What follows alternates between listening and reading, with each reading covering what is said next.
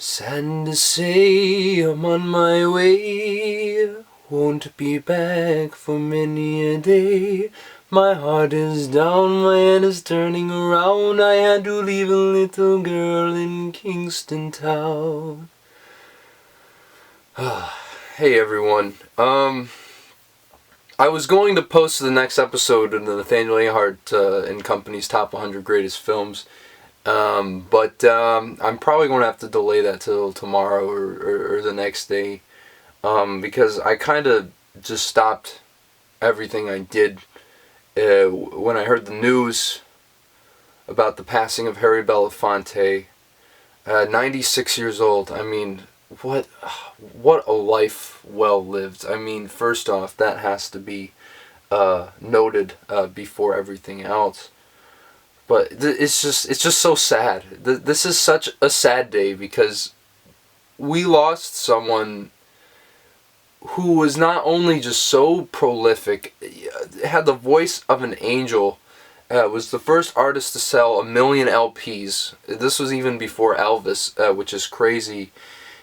But he used his platform in a way that nobody ever could have. I mean, especially being a black man at the time in the 50s and the 60s, at the height of the civil rights movement, at its most tenuous and most conflict-filled points, Harry Belafonte was able to shift himself through so many mediums, whether it be his music, whether it be film, whether it be his political activism that he did with, obviously, like his best friend Sidney Poitier, and of course Dr. Martin Luther King.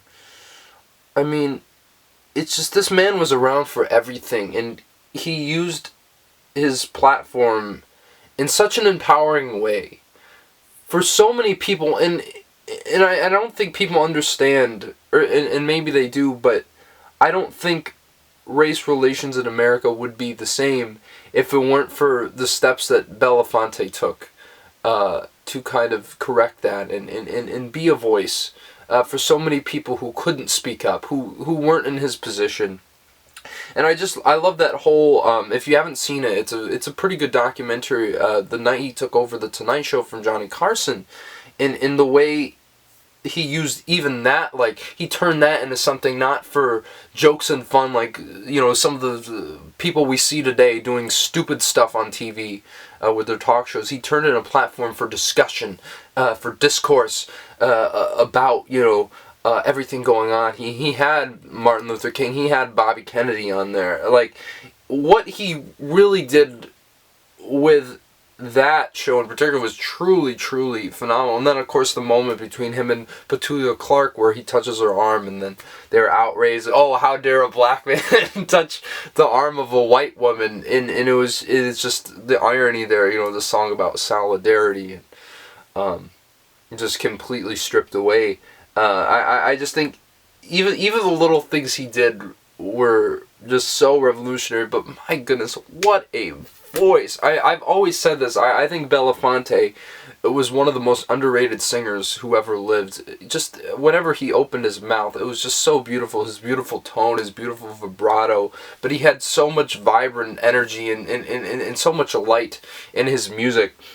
And even when it seemed like his music was, you could say, surface level in a ways, he was still injecting social messages in there, especially on obviously everybody knows Deo, the Banana Boat song, and I mean, essentially that song is about these dock workers who are laboring in the sun after all these long hours, and it's just them kind of keeping track of their day and counting up the bananas before they can go home and finally relax after this hard day. It just the way he captured so many different themes and messages, especially when it comes to Black Americans and so many others. I especially love one of my favorite Belafonte songs off of Calypso. I mean, just that album is so great. Obviously, I talked about it in the top 10 albums of the 50s. It's one of my favorites from that decade. But Brown Skin Girl, where he's basically talking about miscegenation back in like 1956, which is such a revolutionary idea at the time, mixing the black and white in a way that, a lot of people didn't want to even touch, especially the racist higher-ups. They didn't want to deal anything like that. But and then of course, the woman is smarter, whatever the title of that song is, so brilliant. The fact he was like really giving women like, a very empowering message, like, yeah, they might be smarter than men are. And it's such a hysterical song, too, the way he interjected humor and social messages with that beautiful, beautiful, indelible voice that he had. And my goodness, the songs he had, too, just so many hits. Like we were saying, Banana Boat. Jamaica Farewell is probably, the one I was singing there, is probably my favorite Harry Belafonte song of all time. I just think it's so beyond beautiful. And just the harmonies there. Of course, Jumpin' the Line, obviously used in so many movies, especially Beetlejuice and Paddington 2, we have to mention. But I also really love his album Belafonte Sings Songs of the Caribbean, which came out a few years after Calypso, but it's just as beautiful, especially Lucy's Door. Listen to that song if you have a few moments today and just to pay respects to this absolute legendary man. Please listen to that song. I think you'll be thanking me later. There really is no one like Belafonte in the history of popular music. I really don't think there was, because he was so much larger than his own legend, and right until the very end he was committing to social activism. He never ended what he started back in the 50s and 60s. With King and everybody. And I think to see someone dedicate their whole life to something is something just truly beautiful. I'm just heartbroken. I love Belafonte so much. And I mean, yeah, he was 96, of course, we shouldn't be too upset, and we should be grateful for the time that he did spend on this earth and the time that he spent well. But it's just still so sad to hear someone that legendary is no longer with us. He was certainly someone I would have loved to gotten to meet. Definitely a huge inspiration. Someone I truly look up to, and I just wanted to get on here and say thank you, Mr. Belafonte, for everything you've done for the past 6 decades or more. I mean, there's no one like you, and there never will be.